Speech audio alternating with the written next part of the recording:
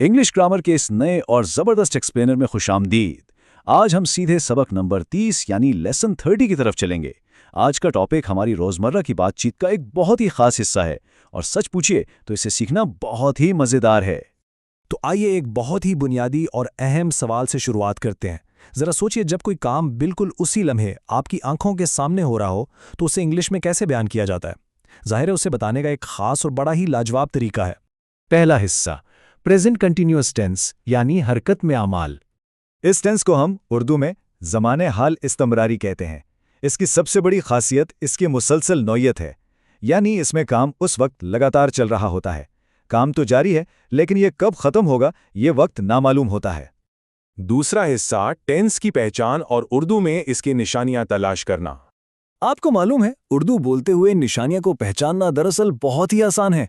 अगर जुमले के आखिर में रहा है, रही है, रहे हैं या रहा हूं आ रहा है, तो बस समझ जाइए कि ये क्लियर सिग्नल है कि यहां लाजमी तौर पर प्रेजेंट कंटिन्यूअस टेंस का ही इस्तेमाल होगा। है ना, बिल्कुल आसान। तीसरा हिस्सा, फेले मुआवन यानी हेल्पिंग वर्ब्स, जो कि हैं इज, एम, आर। अब ज़रा इस टेबल को देखिए। ये जुमले एक बहुत ही सादा से पैटर्न पर खड़े हैं। लफ्ज़ मैं यानी आई हमेशा एम के साथ जुड़ता है। इसी तरह तमाम वाहिद फ़ाइल जैसे ही, शी या इट के साथ इज आते हैं, और जमा फ़ाइल यानी वी, यू या दे के साथ हम आर का इस्तेमाल करते हैं।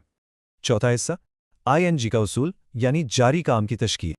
हेल्पिंग वर्ब्स के बाद बारी आती है एक इंतहाई अहम और सुनहरी उसूल की। वो ये कि मरकजी फ़ेल यानी मेन वर्ब के आखिर में बस आईएनजी लगा देना है। ये छोटा सा इजाफा वर्ब को चौथी फॉर्म में बदल देता है, जैसे गो से गोइंग और स्लीप से स्लीपिंग। ये बताता है कि काम अभी भी एक्टिव है। पांचवां हिस्सा, मशक़ी जुमले। आइए इन सारे ब्लॉक्स को एक साथ जोड़कर देखते हैं। अब इस जुमले पर गौर करें। वो खाना बना रही है। इंग्लिश में हम कहेंगे शी इज कुकिंग फूड। यहां देखें, वाहिद फाइल वो के लिए शी आया, इसके साथ फौरन हेल्पिंग वर्ब इज लग गया, और खाना बनाने वाले फेल कुक के साथ आईएनजी लगकर वो कुकिंग बन गया। बिल्कुल परफेक्ट। अगली मिसाल देखते हैं। हम बाहर जा रहे हैं। इंग्लिश में वी आर गोइंग आउटसाइड। यहां पर जमा फाइल यानी हम के लिए वी आया है, तो कुदरती तौर पर इसके साथ आर लगेगा और जाने वाला फेल गो तब्दील होकर गोइंग बन जाएगा।